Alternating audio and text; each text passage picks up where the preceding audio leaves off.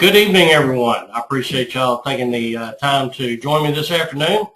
I'm going to do a little bit of a kind of a fireside chat and bring up some points that I think are facing the cattle market over the next couple of months, and maybe try by the end of this to figure out some ideas of what maybe needs or not or does not need to be done. So I appreciate y'all joining me, and we'll get started. Futures trading is not for everyone. The risk of loss in trading futures can be substantial. Therefore, carefully consider whether such trading is suitable for you in light of your financial condition. Past performance is not indicative of future results, and there is no assurance that your trading experience will be similar to the past performance. We're going to start out this afternoon with consumer demand. Most definitely the difficult gauge to a difficult factor to gauge in this.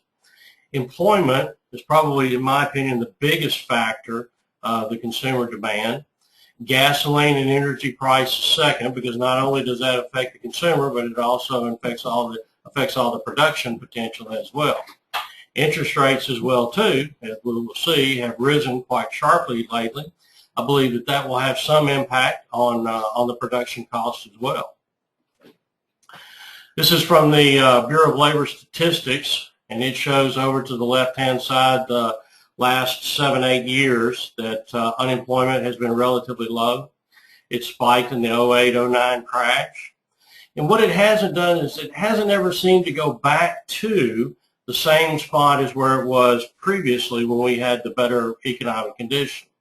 I'm also under the impression by some of the articles that I've read that it's slightly skewed in that once you have quit looking for a job, you no longer are part of this unemployment rate. So the unemployment issue still remains above us with consumer demand. I think this is a very important factor to consider when how much the consumer is willing to pay for beef or competing meats, against the competing meats. Here's another one that directly impacts the consumer. His disposable income is impacted every time he goes to the gasoline pumps. We've seen a sharp rise back up into the same high levels that we have been since 06. And it stayed above that, barring the one drop in 09 that we had. We've quickly moved right back up there. So even though the consumer may be getting more used to the higher gasoline prices, without the increase in employment to go with that, it tends to be a consistent drag on it. Later on in the program, we'll show some more charts on the gasoline, and the way that wedge pattern is viewed is because the market has been going up. It's consolidated. Next most probable move is back to the upside again. This is the other one that's affecting the consumer is interest rates. Interest rates have risen from all-time lows on the yearly instruments that we can borrow money for. Unlike the Fed window at 0.25%, interest rates now have almost gone up 30% in the last 6 to 7 months. So that's a pretty good size increase. And when you're looking at buying mortgage houses or buying new farmland property, that increase is clearly noticeable now on your monthly payments. So we got some factors that are continuing to hamper the consumer. I don't doubt that that we will see some improvement in beef prices just because of the supply issues, but without the consumer being able to have the same increase of revenue as what prices increase as, I think that beef will suffer slightly for it. The next one on here, this is an indicator that I use on the National Restaurant Association. And if you look back in here between 03 and 08, even though we were able to stay above that zero line or above the 100% line, it has been consistently declining, even before the crash here. But if you notice, as we've moved back up into here, we've not ever been able to hold that 102% level. So now we started dipping back down again. We may have peaked again, and going into the fourth quarter, I perceive everybody doing a little belt tightening, and that's going to hurt the restaurant business a little bit. Still, I believe, and I think this is true, that beef is the #1 ordered menu order from all restaurants. So I think that, again, the consumer eating out less does not necessarily mean that he will go home and either A, purchase that steak or hamburger and grill it out himself. Another factor of this is when we notice new home sales, or excuse me, not new home sales, new home starts, they've all been multifamily, which means apartments. So fewer people have fewer grills out there, and I think the overall aspect of all of these conditions is just not such that would make beef flourish from a demand standpoint. So we go into supply, and we're going to talk about the carcass weight reduction due to the Zilmax and Optiflex, the anticipated cow kill reduction, and placements on feed.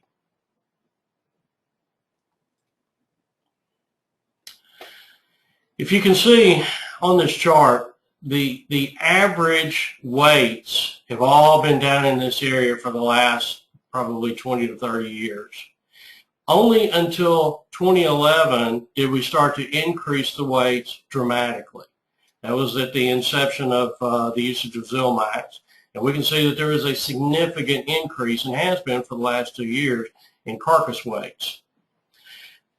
Even though we're still in a seasonal tendency where weights gain, we're fixed, and that coupled with the amount of beef that we have on hand is probably going to keep some lid on prices from just skyrocketing for the near term. As if you notice, October has clearly been moving lower than some of the more back months, and I think that that may continue all the way through the end of October until we begin to see the seasonal decline in weights to begin with.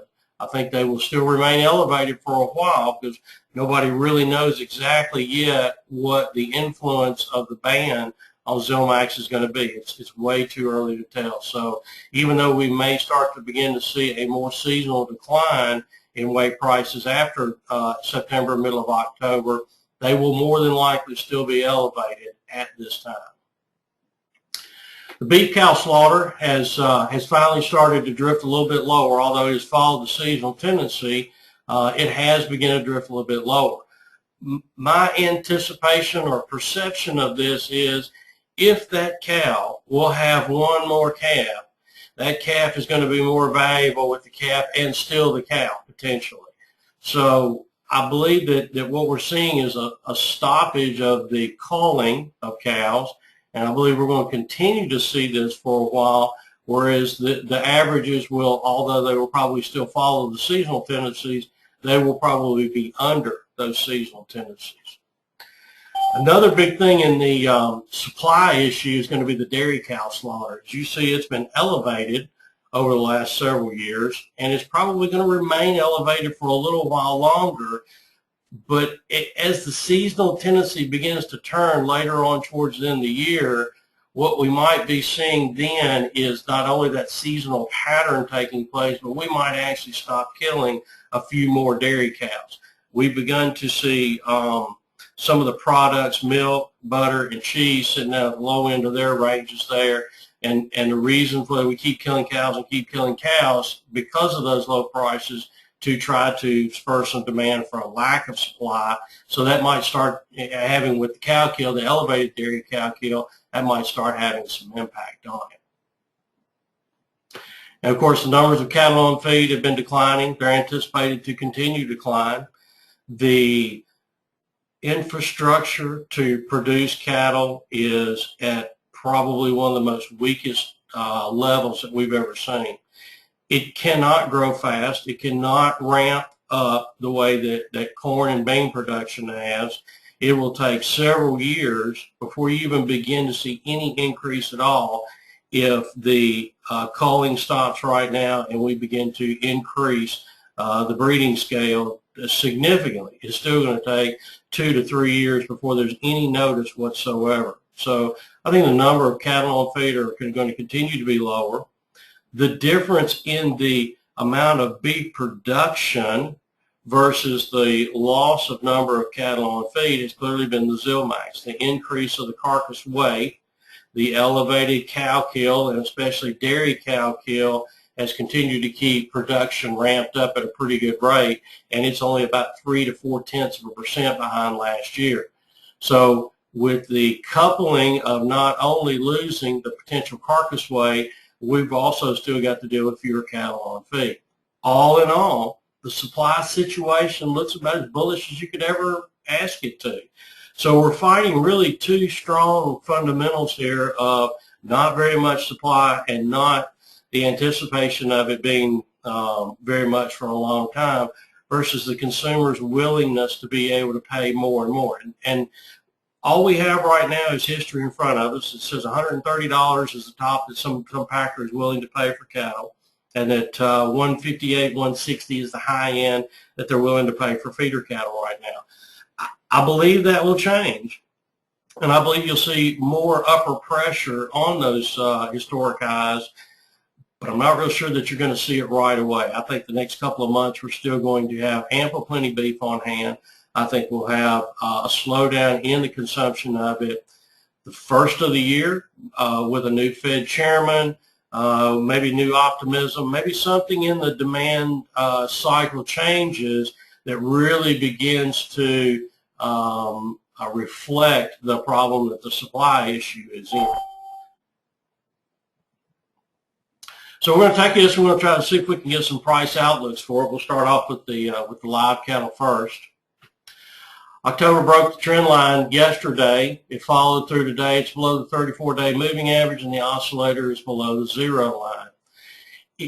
If this is a part of a bigger pattern on the weekly chart, it does not necessarily have to break a new low. It could come down in between the 124 and 122 area, still not break any rules by any means, and then start back up again. As we progress forward, I'll show you the weekly chart, and I'll kind of show you what I'm looking at. But we can see clearly that each high has been overlapped with these lows here, and this looks like it's starting to accelerate just a little bit. So I think we're going to spend the next couple of days lower, maybe in the next couple of weeks sideways and around the 123 and 124 area. Cash right now looks maybe like 124 at best. They traded 195. Steady money in the north so far this week. I would dare say that 23 or 24 will be what we'll trade at this week. So we still got this near-term negative to it. Then we go out into the April, and clearly the problem with the April is so much premium in it. We're already trading 2.25 over what the all-time historical price has been, and for hedgers right now, considering that we're 123 cash way down in here, that's a pretty good size basis spread. I don't think that it is wide enough basis, nor probability-wise great enough to try to do a synthetic short futures position here. Although you could probably get up into the $34, $35 range for your calls and the $130, $130 range for the puts. I'm still a little skeptical that we're not going to move higher in that market later on in the year. So we pull it back similarly to the October, maybe back down to the August low around 129, 129.5. We stay there for 3 or 4 weeks, and we begin to come into the month of October where all of the Zilmax issues should be back into the market now, as in the weight reductions, the checkoff time that they had for the cattle to be off of the Zilmax will probably all be ending somewhere around that October time frame. So from October forward, I anticipate less and less carcass weights on there. So not that I think this is not justified. I do think you'll pull back down in here, and eventually, because this is an E wave on the weekly chart, which I'll show you that right now. So we peaked back in 12. We've had several corrective moves. This move, being higher than the 12 high, leads me to believe that we'll still go higher. So I think we're in a big corrective pattern. Here's that E wave that I think any particular contract month will make when it comes down through here. And then we start back up again. And whether it is due to better economic times or just the realization that we have enough contractual agreements to have to meet from the grocer and the retail and the restaurant industry that we have to pay up for it. And in order to secure those contracts, we have to pay a higher price for it. So I don't really want to be short at any given time. Previously, I've had the recommendations for the October-December contract. I'll probably stick with those for right now. There's not a great deal at this point in time that I would really look to do on the cattle. I do believe that with this October moving down into this area here, might be an opportunity to look to be a buyer and see if we don't move back up into the $28, $29 range again for October. But I really think it's going to be where the December and the February and the April come in that we'll begin to see some real price movement. But it may not take off all at once just because you've got such a wide basis to have to narrow. What we saw in the feeder cattle is we saw the futures take off and then the cash pulled up to it. We might see another spurt up into the $34, $35 range in the April fast, and then the cash market by that time is that time to start catching back up to it. So move over to the feeder cattle, and there's surely not a great deal to do in the feeder cattle now that we've lost the basis benefit to that. We can see right now we're about $2 and almost $3. Right at $3 in the October contract for a basis. And it being significantly off of the 161.5 high there, I think that what we're going to see from here probably is just a test back down to where the index is. I'm not real sure that feedlots are going to be very gamey at this point in time to want to continue to bid up for cash feeder cattle. I think that there is still more to come for the fall sales.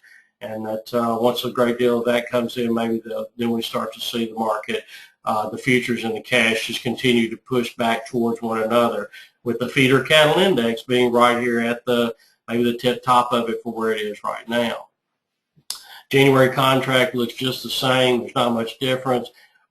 With this high made and this really sharp low made, we can see a tremendous amount of volatility in between this range. And all that's really doing is just allowing the basis to narrow. And this is the feeder cattle index right here. And generally, what we have seen in the past is a $30 move is a real extreme. We've almost got that right now.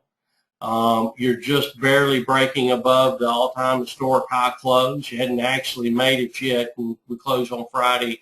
We'll see what we do there. But I would anticipate a correction of some kind or the other having moved up that sharply, whether it's a great big correction, whether it's a couple of weeks sideways, whatever that case may be. I really anticipate the next 3 to 4 months is going to be much more than a narrowing of the basis. I think you'll see the feeder cattle index stabilize, move down a little bit, and then you'll see the futures contracts come down to them. And they'll all meet at zero, just like what the August did, and I anticipate the September to do the same thing. This is the a weekly on the feeder cattle. It already shows a 5-way pattern up and starting to move back lower again. A lower oscillator reading 1 week would really start to have me to anticipate a move back down.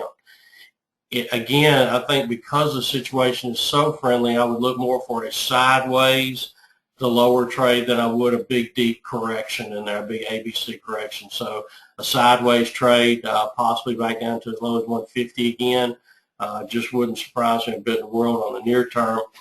And then how we deal with the seasonal tendency for the rest of the year and into the spring.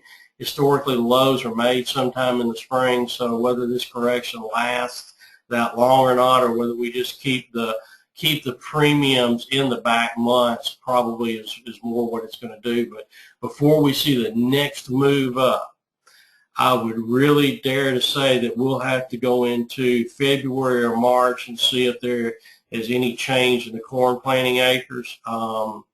If there's not, which I really don't anticipate there to be much, if any, then we really could start moving higher in feeder cattle with as much carry out as we're anticipated to have for the 14 crop, and then going into the new crop for 14, we should have plenty of feed supply on hand to maybe give the feedlot a little bit better opportunity and a little bit lesser production margins on there. I still think this is the culprit of everything. This is the gasoline. This is just a weekly continuation. It looks almost identical to the other chart, which was just a cash chart. But that triangle is very bullish in my opinion. Triangular pattern, contracting like that leads one to anticipate a breakout back to the upside again. So I think that's going to be a real difficult situation to overcome. Maybe once we get back up into the 360, 380 range and puts retail gas back up in the 420, 440, you begin to see the consumers balk and bring it back down again. So gasoline prices on the near term are anticipated to rise, and that again is just not going to be very bullish for cattle. So all in all, I think with what I've tried to put in my mind as to what the issues are, that consumer demand bothers me the most, particularly from the gasoline and some of the issues with the interest rates and the employment. Those actually haven't changed a great deal over the time frame last 2 or 3 years. So I think we are settling into it, but that doesn't make for a very robust market demand-wise. It just says exactly what we're doing. We're just settling into it. So production of supply is anticipated to decrease significantly. Barring us coming back in and somehow or another there being no problem with Zilmax and it resumes as normal usage, Optiflex takes over as a alternative to it. Regardless, we're still going to have lower numbers of cattle on feed, I believe, for a long time. The initial beef production could drop significantly if we begin to see more heifers retained.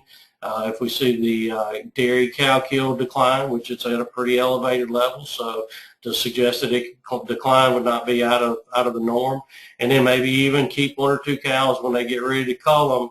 If they know that that one of those cows can remain and have another calf, then I think they'll do that. So most of the southeast, although we've lost a tremendous amount of land to corn production, we have still had just an excellent year this year as far as weather goes. So our pastures are in good shape, and I believe that we will increase production here in the southeast. And if you have any good weather in the west or the Midwest, then you'll see it increase there too. And every time they start to get ready to increase, it takes heifers off the market, and that decreases the beef supply as well. Another thing that we're all dealing with is we're at historical high prices already right now. Even though the cash fat cattle market trading at 123, that's $7 off the historical high. The futures are already reflecting historical highs and even higher in some cases. We just tested historical highs in feeder cattle, so when we look at price increases, we've got to say somebody's going to have to be willing to pay more for product, be it fats or feeders one, before we start really breaking up to the upside, and it causes someone else to pay the higher price. So until the first person flinches and says, it does not matter to me what the price is, I have to meet this contractual agreement, I have to have the product, then that's when it's going to start moving higher and probably not going to be reflective upon consumer demand as much as the supply issue at hand. The supply is just not there to meet that contract, and so therefore price becomes a huge issue as to who gets the product. So that's about all I got for you tonight. I hope that I've spurred some thought to you as to what you might be looking at somewhere down the road, price-wise, and maybe how to manage some of the price risks that may be on hand right now. I'll be more than happy to take any questions. You're more than welcome to call in. You can email me, or you can type it in on this. So we'll give you about 5, 6, 7 minutes to call in or to write a question, and I'll be happy to answer that. If you want something personal you want to ask, feel free to drop me an email or give me a ring in the morning at the office, and I'll take whatever time necessary to help you out.